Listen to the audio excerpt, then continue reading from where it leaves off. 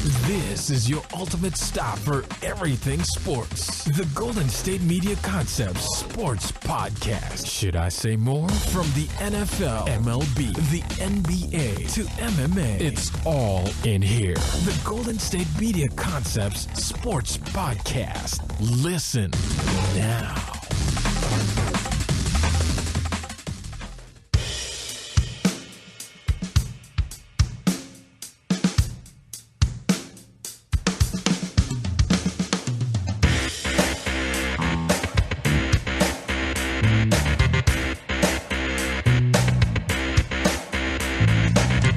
Welcome back to the Golden State Media Concepts Sports Podcast, where we discuss the latest and greatest news in the world of sports. I am Ben. I am Alex. Hello. And we are back here again. Going to be talking a few things, a little bit about the U.S. Open Golf Championship, which concluded over the weekend on Sunday. So it had to compete with the NBA Finals Game 7. So didn't necessarily have the greatest rating there during the day, unfortunately, but still a lot to talk about. We had a little controversy going on there. We're going to talk about the NBA Draft, which gets started on Thursday. NBA Draft, 2 rounds, so it gets concluded in one day. We're going to talk about some of the big prospects, a little bit about the NBA Draft, some of the big prospects, what we think they could do in the NBA, where we think they could go. And then we're going to conclude the show by talking about ESPN The Body, the magazine. They revealed the athletes that are going to be in the magazine today. Some notables on there and some first-timers in different sports and sort of regions for ESPN the magazine. Well, now that you mentioned that, we're going to get started with golf. Threw a little plot twist in there. You're going to have to wait for the ESPN the magazine. Yeah. So we're going to get into, yes, the U.S. Open was on Sunday. Golfer Dustin Johnson, husband of, you know who his wife is? No. Wayne Gretzky's daughter. Okay. Yeah. People always make a big deal of that. It just happens to be Wayne Gretzky's daughter. The great one. The great one, exactly. Dustin Johnson, who finished in second place last year to Jordan Spieth, won the U.S. Open this year. Yeah, so he's had a little struggles down the stretch here in major championships with finishing his rounds, but he really did well on Sunday. He shot a 69, so. Yeah, he played great. He played really good golf. Some controversy. A lot of controversy. You could say. Do you want to inform the good folks about what this controversy might be? So this was really bad for golf, but it could have been a lot worse. Okay, so Dustin Johnson ends up winning at 4 under par, and then Jim Furyk, Scott Piercy, and Shane Lowry of Ireland end up tying for second at 1 under par. So Dustin Johnson ends up winning by 3 strokes. So in Dustin Johnson's final round, here on the 5th hole, he was getting ready to putt. He was getting ready to take his second putt because he missed his first putt. It's about 4 feet away. So as he's getting ready to address the ball before he grounds his putter into the ground, the ball very, very slightly moves back. Like it takes a little backwards fall there for just a little bit. And Johnson said that he did not hit the ball. His playing partner at the time, who was Lee Westwood, said that it didn't look like he hit the ball. So we'll have to, only Dustin Johnson will really ever know if he hit the ball. But he's saying he did not hit the ball. So technically, when the ball moves, you're supposed to take a one-shot penalty. Mm-hmm. So the USGA official they have one on each group. So the USGA, U.S. Golf Association official that was playing with Johnson and Westwood, asked him had he hit the ball. He said no. So he basically said, okay, just go ahead and play on. So just take the ball as it lies. So then fast forward to the 12th hole, after the officials have been looking at the putt and the play, I guess you could say, they tell Dustin Johnson that, okay, we're going to have to take another look at this. After the round, we're going to have to assess if there's going to be a one-shot penalty or not. And they told the other players on the course about this at the time. So you could imagine, as being another player, Alex, you're golfing and you're not sure what the official score is of the leader because you're not sure if he is one shot better than he really is, or you need to take one stroke away from his leaderboard tally. And luckily for golf and for the USGA, the other players really folded there on the final round, and Dustin Johnson had a great final round, so they ended up winning by 3 strokes. So you take 1 stroke away, it doesn't really do anything. But this could have been really bad. Like, imagine had Johnson had won by 1 stroke. Mm-hmm. Or imagine if he was tied. So then do you take a stroke away, and then people like Jim Furyk, Scott Piercy, and Shane Lowry are in a playoff? Had Dustin Johnson had a 1-shot lead, and then they take the stroke away, do you have a playoff with the 4 guys? This could have been really bad for golf, but luckily, by Johnson winning by 3 strokes, you can kind of sweep it under the rug, even though it was really, really bad for the game. Yeah, a lot of fellow golfers came out and voiced their disapproval of it, I guess you could say. Rory McIlroy said, "This is ridiculous. No penalty whatsoever for DJ. Let the guy play without this crap in his head." Amateur hour from the USGA.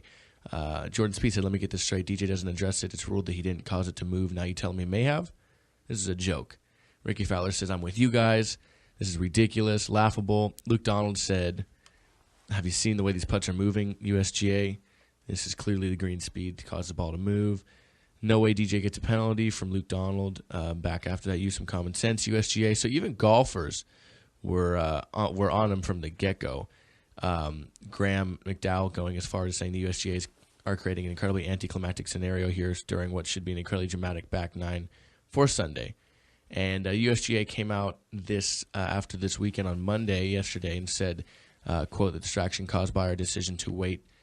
They say regretted, the distraction caused by our decision to wait until the end of the round to decide on the ruling, which led to a 1-stroke penalty. So clearly they didn't handle it as well as possibly this they was should handled have. Poorly. Yeah.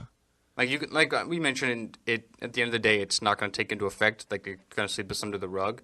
But I could imagine this sort of playing both ways here, because Dustin Johnson saying he didn't hit the ball, so he kind of can put this in the back of his mind, like, there's no way they're going to give me a penalty, and I can just continue on with my round. And he finished out having a great round. But as a different guy, like, I look at Shane Lowry, he shot a 76. So he shot 7 strokes worse than Johnson did in the day, and finished 3 strokes behind him for the lead. If he has this in the back of the mind that he's not really sure what the official leaderboard is, that could really determine how you play a certain hole. Like, if you have to, okay, it's a par 5, I need to try and reach the green in 2 because I need to make up a stroke here because DJ has a 1-shot lead, or at least I think he has a 1-shot lead. I'm not really sure. So that really takes into consideration how you play a hole. Mm-hmm. And then on Johnson's end, you have, okay, I have this in the back of my mind, maybe I'm going to get a 1-stroke penalty, but I really don't think I am. So I'm going to put this behind me and just play my game of golf.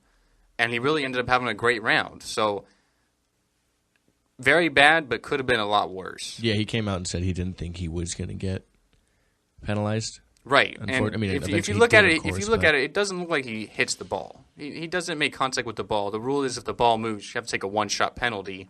You know, Shane Lowry actually had that happen in round 2. So he lost a one-shot penalty there. Mm-hmm. But so it didn't look like he hit the ball, and I still don't think he did. I guess we'll never know, though. You really never will know. But this could have been really, really bad.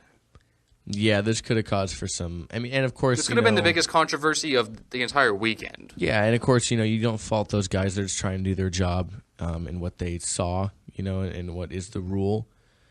It's unfortunate that it got this much of a kind of backlash, because you're right. If it happens, that is the rule, But it was really more so should have been addressed at that time. It shouldn't have been something that got put off. And kind of, like you said, in the back of everyone's mind, in a sense. You know what I mean? Yeah, they should have made a ruling on this right away. So either you're going to get a 1-stroke penalty, tell everyone, or you're not going to get any penalty at all and tell everyone. So with this sort of floating around here, you have the uncertainty. Like I mentioned, it could really change things up on how you play a certain hole and take into effect that you need to make up ground when you really don't. Or you don't need to make up ground and decide to and play too aggressive and hit a ball in the bunker, decide to go for it and overhit the green or whatever. So just really, really bad. A really bad way to end our championship. American wins it, so that's great. Dustin Johnson's really struggled down the stretch here. You mentioned he finished second last year in the U.S. Open. He finally wins one, but just a bad note, a sour note on a championship here. Yeah, but, I mean, like we said, it did turn out good for him, so could have been much worse. Yeah, he wins by 3, so you really take one stroke away. It doesn't matter, but just going to leave everybody to wondering what kind of would have happened, could have happened. What could have been, yeah. So, I mean, who knows? But never seen it before. Who knows if we'll see it again. Yeah, Jim Furyk finishes second here, tied for second. He had a great round. He shot at 66, so one of the best rounds of the day. Mm-hmm. So some notables here. Jordan Spieth, he actually did not have a great tournament. No, he did not. Shot 9 over for the tournament, tied for 37th. Nor did McIlroy. Yeah, Rory McIlroy really struggled as well. So it's unfortunate for those guys. Yeah, looking forward to the next Open, though. Spieth already committed to the Australian Open. So yeah, and he has a great shot. He's number 2 in the world. He's still so young. He's not even reached his climax at a golfer. 24. Yeah, he's still got a lot to go. He's still one of the best in the world. So we'll have to see what Jordan and some of the others do as a rebound from the U.S. Open here over the weekend. And as always, we will bring you that news. Of course, because that's what we do here at the Golden State Media Concept Sports Podcast. We bring you the latest and greatest news in the world of sports. You just want to take it to the break? Because that was great. I think we should. So we're going to take a quick commercial break here at the GSMC Sports Podcast. When we come back, we're going to talk about the NBA Draft, which gets started on Thursday. We'll be right back. Don't you turn us off.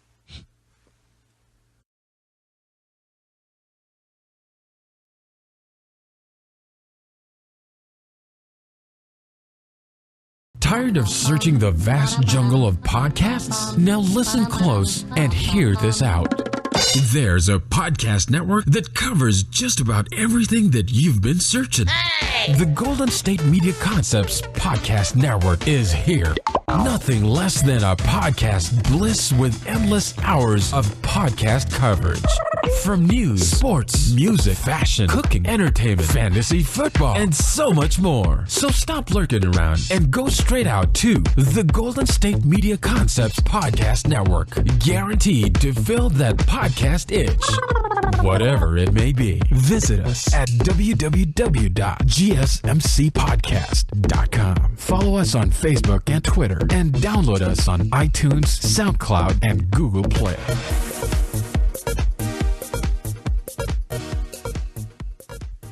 And we are back here at the Golden State Media Concepts Sports Podcast with the news that we are heading into now, the NBA Draft, which starts on Thursday, as Ben prior mentioned.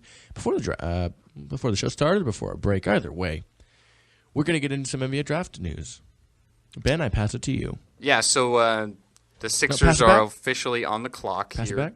Pass it back. Okay, pass it back to you. Go ahead. Sorry, it's just a back and forth. So we're just going back and Pick forth and roll. here. So the Sixers, having won the draft lottery, yes, they had the worst record, so they had the greatest chance. What do you think about the draft lottery? First off, the draft lottery is so weird to me. I like the idea more so, kind of like the NBA draft. NFL draft. I'm sorry. I am more of a fan of it based on your record. As opposed to just your percentage of getting the pick. Yeah. Yeah, I agree. It's like the same teams picking one like the last 6 years, between like two teams. It's Philly. I would hate to see like the Cavs before LeBron got back there. It's ridiculous. I would hate to see a team like Chicago at 14, like that's the end of the lottery. Like, oh, they have a 0.9% chance of getting the first pick, and they do it. Like that never happens. Well, it happened with Derrick Rose. So the Bulls actually had a 0.9% chance of getting their one pick, and they did it, and they got Derrick Rose. But I just hate the idea of the draft lottery. Give the number 1 pick to the team with the worst record. Give the number 2 pick to the team with the second worst record. Just like they do everywhere else. Not this. You have the greatest percentage, and I don't really agree with what the Sixers do because the last 3 years they've been tanking really, and then they tanked this year to get the number 1 pick. And then reports are that they're going to draft Ben Simmons out of LSU. They already basically told him, which everyone predicted anyway. So Ben Simmons is probably going to go number 1, the small forward, power forward out of LSU. He's Australian, 6'10", 240 pounds. Being compared a lot of times to people like LeBron James, which, I mean, living up to that standard is going to be hard. We talked about LeBron in the last episode. But really because of that, because he has great vision a good passer as a big guy. Really struggled with his jump shot. More of a intangible guy, great rebounder, really versatile, can score on the low post, has a good mid-range jumper. So he's probably going to go number 1 to Philly, but I really don't like Ben Simmons, Alex. Okay. If I'm number 1, it's tempting, but I don't draft him. I would like to try and trade. This is a really weak draft by most people's standards. So if you can try and get a trade, I would do it. But I'm not a Ben Simmons guy. I think he's too much of a head case for me. Not a fan? No, not at all. So Ben Simmons, he mentioned that he isn't going to work out for any teams before the draft. He didn't go to the NBA draft combine. He's doing like a small workout for the Sixers because he's going to go to them. But yeah, he didn't want to work out for any teams. Like he's kind of with the persona here that he's kind of like an ego guy, kind of like a punk. So I don't know. I'm not a fan. He didn't really impress me in LSU. He had great games, but he wasn't a team guy. He really let them down as they were trying to qualify for the NCAA tournament. He was in the semifinal game for the SEC tournament, which if you win, you're in, and LSU needed that. So they played Texas A&M, and LSU only scored 38 points. So he really let their team down. He wasn't always the best teammate, didn't get along with some of the coaches. He just seems like too much of a head case for me. So I would probably pass, honestly. I'd probably go with Brandon Ingram, the freshman out of Duke. So, which he's probably going to go number 2 to the Lakers. So, yeah, that's what I've seen on most mock drafts. Now, speaking of the Lakers, there's a rumor floating around out there that the Lakers could trade D'Angelo Russell for a additional top 5 pick in the NBA draft. What do you make of that? Well, Russell going in the top 5 last year to the Lakers, he was their lottery pick. He had an up-and-down rookie season, but when you look at D'Angelo Russell, what you remember about him is the incident with Nick Swaggy P. Young. Burning bridges there. And did you see that Swaggy P and Iggy Azalea broke up? I did see that. Yeah, so they're officially single now after separated because they were engaged. Yeah, so now they're done. You know, Nick Young tweeted literally single, just one word. So what happened was that D'Angelo Russell was on Snapchat and he recorded Nick Young saying about how he's not faithful to Iggy Azalea and actually put it out there. He says it got leaked out, but regardless, like, you don't necessarily do that to a teammate. Everyone really criticized him. He came out and publicly apologized. He handled it really great, but so now they're maybe trying to trade him. He's only 1 year in, so if you're trading him for a top 5 pick, you're not really losing any value there. So I don't know. I don't see it happening, but who knows? I do agree with teams looking to trade, though, because with the NBA draft, I think it's funny. So you only have 2 rounds, but really, after like some of the elite prospects in this draft, there's really not that many. So maybe after like 10, if you're drafting a bench player. You know what I mean? Like, I remember people like last year, like Frank Kaminsky went in the top 10 to the Hornets. He's a bench player. Mm-hmm. No, you're drafting role players in the top 10. If you're drafting someone in the top 10 in the NFL, you're drafting a day 1 starter. Honestly, most of the time in the first round. Or round 1, round 2, sometimes round 3, you're drafting starters. Mm-hmm. If you're drafting someone in the later part of round 1, you're drafting a guy who may not even come in and play unless it's in garbage time. The game's out of hand. So I've always been a guy that if you can trade your draft picks in the NBA for established players already, I'll do it.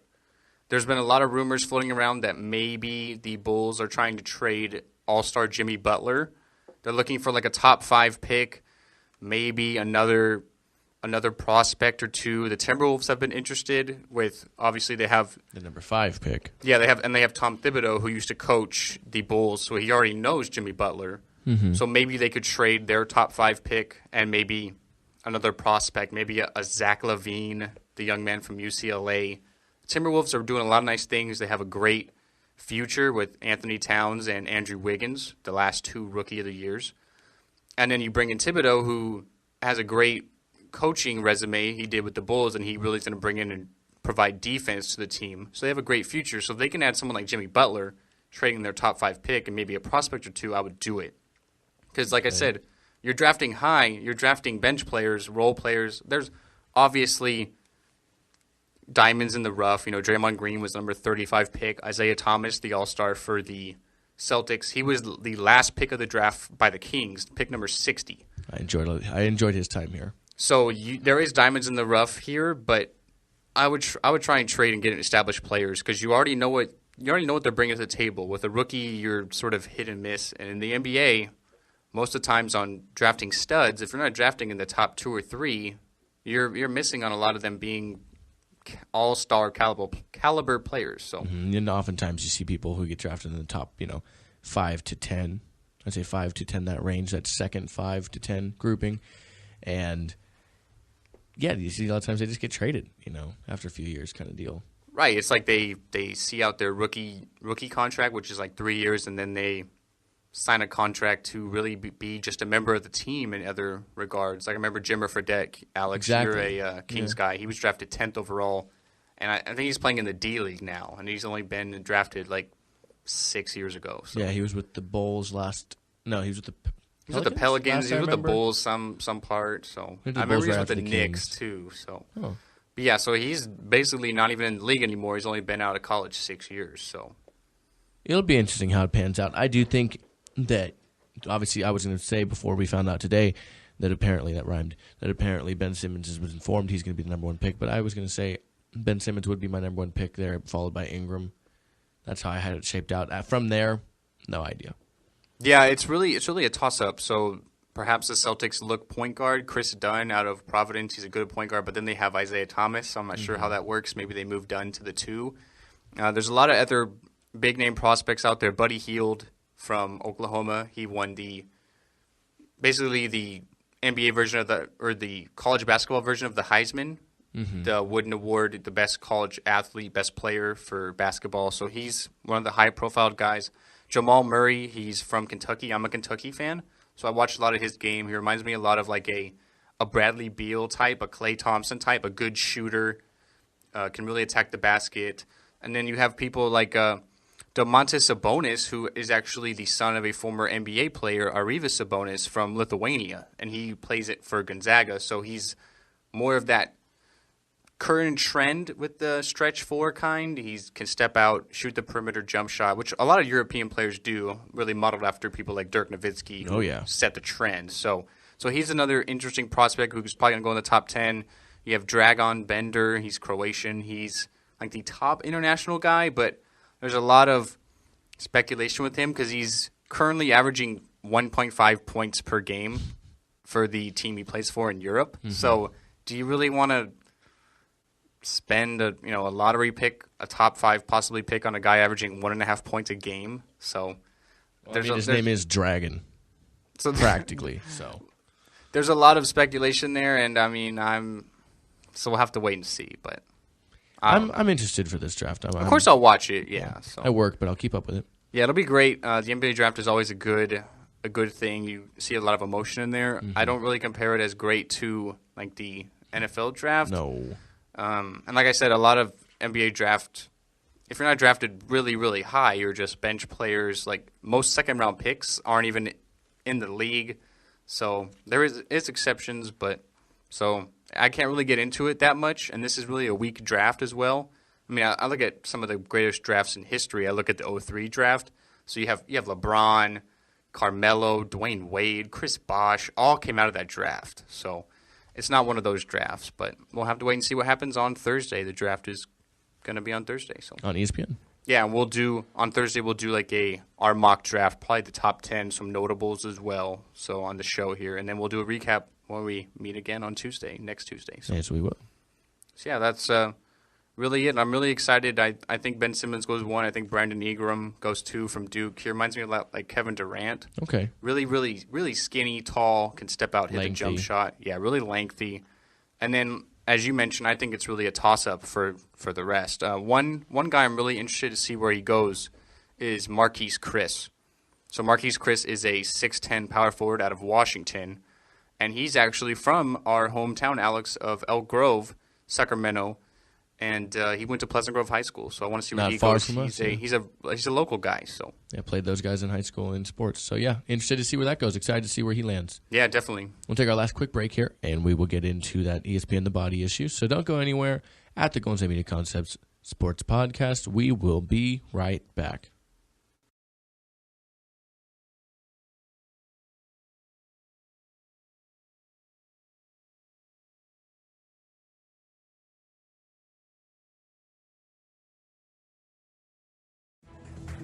Want to find out what movies to go see? Then check out the GSMC Movie Podcast. It's your ticket to the latest movies, whether it's a new blockbuster event, romantic, comedy, or action flick. This show has got it all covered. They talk some what to go see now. Don't bother. What's hot on Netflix and everything in between. That's GSMCpodcast.com/movie-podcast. When it's all about the movies, it has to be this new show. Don't forget to like them on Facebook and follow them on Twitter. Visit GSMCpodcast.com for more info. And I'm back here at the Golden State Media Concepts Sports Podcast. I don't know where Ben went, but I'm here. What are you talking hey, about? Ben. I've been here the whole time. I thought you were going to miss the start of the show. Literally haven't moved. No, Hey. I'm still here, buddy. Well, let's talk about the body issue. Yeah, so ESPN The Body issue, they announced some of the top guys today. So Dwayne Wade is going to be on the cover of the magazine. Dwayne Wade is, I'm sure he's a physical specimen. Well, they have the pictures here, so you can see basically like teaser images. They have a couple of Dwayne Wade here, and I've always liked the ESPN The magazine, The Body issue, because you can really see how physically gifted these guys are and how good a shape these people are in, because you can see, like literally they're naked. Obviously, they're not showing anything, but. So they're naked, and you can see like all their cuts, their tones, their veins popping out. You can see how much work they put into their bodies to be tip-top athletes. So it's always interesting to look at.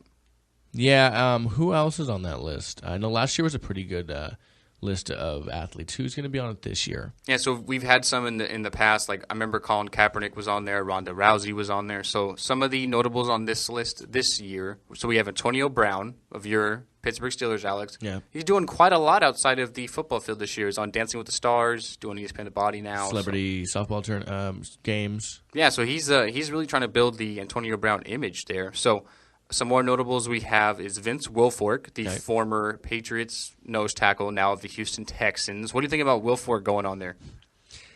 It's interesting. I mean, he's not the most fit guy, but he does have probably the imposing body. He's a big guy. Yeah, he's 325 pounds. And that's not even what I mean by big. Like I don't mean he's fat. I mean he's a big guy.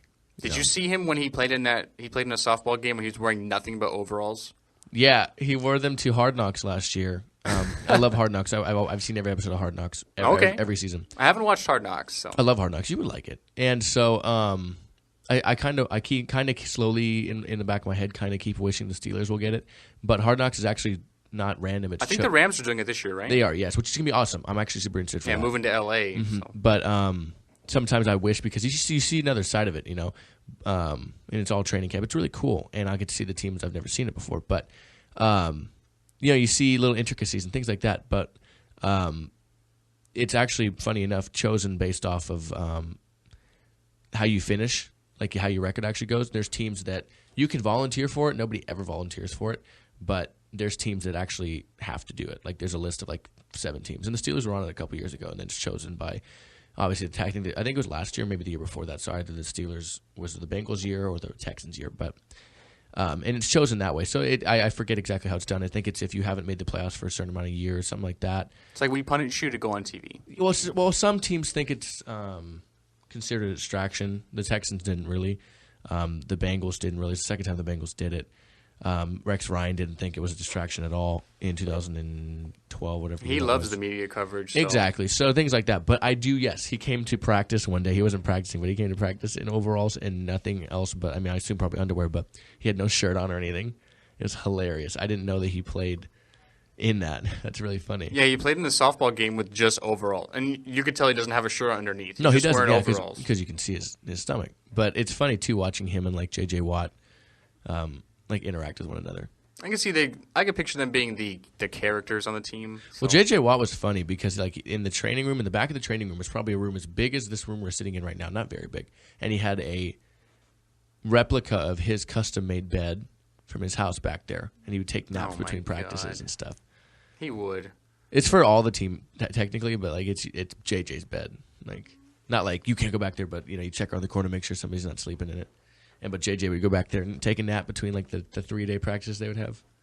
But so Vince Wilfork, okay, who else? So some more notables is Jake Arrieta, who's the Cubs' reigning Ace. NL Cy Young winner. He's having a great year as well. So Jake Arrieta is going to be on there. Super Bowl MVP Von Miller is going to do it. So he can't sign his contract with the Broncos, but he's going to go on ESPN The Body. You think he wears the glasses while doing it? Oh, that'd be great, wouldn't it? Yeah. Just the glasses? Just the glass? Oh, God. Well, they usually pose with like They do stuff. some yeah. sort of thing with their sport. Yeah, it's like not in just- in the pictures here, Dwayne Wade's holding a basketball. Yeah, it's not just naked. Or the angle is different. Like last year. I think he goes with the glasses, Okay. The bowler hat. The bottle cap glasses he always wears. I like it. No, last year, I forget her name right now off the top of my head. She's a gymnast. And she did it. And so there's a lot of far from, like angles. And she would be on like back, like she did some like legitimate like jumping and stuff like it was great shots and stuff like that. And she's super muscular, is insane. But shots like that where of course you're not just literally seeing everything. So of course it would be something like that. Who else we got? So some more notables. We have Elena Delle Donne. She's in the WNBA. She's really young. She's been in the league like 3 years. She's already like one of the top players. Okay. So she's really going up there. Conor McGregor from the UFC. He's going to be on there. I think he'll probably have the most impressive Dude's ripped. spread, like on a prediction, because like you mentioned, he's like ripped. And the tattoos. You look at these the weigh-ins they do for the UFC, and these guys are just bulk. They're cut too. They're just cut to shreds. Because they're always cutting weight. Yeah, like all that water weight there. So some more notables is Chris Mosier. It's a duathlon, and this is the first transgender athlete to be in ESPN The Body. It's pretty cool. Yeah, so going to be at the Olympics. He will be there.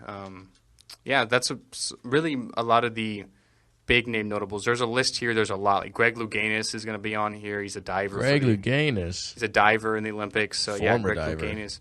Ryan Dungey, motocross. We have some surfing. There's going to be like a fencer, women's soccer player for the United States, Kristen Press, boxer. So, yeah, they're really going all in here with a lot of different sports. There's a lot of Olympic ones. I think that's probably thematic since the Olympics are coming up here in like a month and a half time. So, yeah, I mean, the cover will come out in July. Dwayne Wade's going to be on the cover, as we mentioned, and it's going to drop July 6th. So I'm always interested to look at it, and we'll have to see how these athletes look. I guess. I mean, I've always been interested in it. I think that, like I said, the way these athletes prepare themselves and how much time they put in to keep their bodies in tip-top shape is so impressive. You mentioned Vince Wilfork. Like, I mean, I always find it interesting in the NFL with linemen is like these guys are 300 pounds, just like huge athletes, and they would like destroy me and you in a race. Yes, And I remember seeing I'm not that. saying I'm like in tip-top shape. I'm slow. I'm like an athletic guy, but I'm not, I'm nothing to write home about. But they would just destroy us in a race. And these guys are just huge, like massive men. And they are just in such incredible shape. It's insane, man. But yeah, we look forward to it. And of course, when it comes out, we'll let you guys know. Yeah, so I'm probably going to look at the pictures. I don't know if I'll pick it up, but look at the spreads. I mean, It's impressive. I always like doing it. So, All right. Hey, well, it's our last show of the day, and we're going to get out of here. yeah, so after this, we're going to be going into the GSMC soccer podcast. So if you're a fan of that, you're going to want to tune into that. Going to be breaking down some of the Copa America. We have the semifinal matchups now. The Euro 2016. It's the group stage is winding down. The last stage is tomorrow. A lot more interesting news in the world of soccer. We're going to be doing that next. And we can't wait. We got a lot to cover. And, of course, we'll be back on Thursday. Sorry, I forgot what day it was. We're back on Thursday with more sports, and we can't wait to find all the news for you to share then. As always, you can find us on Golden State Media Concepts, the GSMCpodcast.com. You can find us on Twitter and Instagram at GSMC_sports. You can find us on iTunes, of course, if you search GSMC and our sports name, but you can also find our soccer show, Ben's baseball show, my football show, and all of the wonderful shows on our network that are out. And you can, of course, follow us on Twitter and Instagram, subscribe to us on iTunes if you'd like. You can use the hashtag GSMC Podcast Network on Twitter, and we'll be able to see those tweets from you. And, of course, you can hit us up anytime on Twitter. As always, I am Alex. And I am Ben. And we will see you guys on Thursday. Don't you go anywhere until Thursday, I suppose. I guess you can go somewhere. Make sure you come back on Thursday. Yeah, you guys can go somewhere until then, like if you want. Like, it's okay with me. Now, you don't have to wait until Thursday. I want you to get some sleep. Make sure you get some food. Don't just wait in front of your phone, your computer screen, however you're listening. Don't just wait. Make sure you do some other activities and then come back on Thursday. You go to work if you want. You could do that. I like doing work. Gotta get money. If you're anywhere near us, stay out of this heat. Yeah, or try to prepare yourself for it and drink water. Stay hydrated. Don't get heat stroke. That's the quote for the day. Don't get heat stroke. Bye, guys. Have a good day.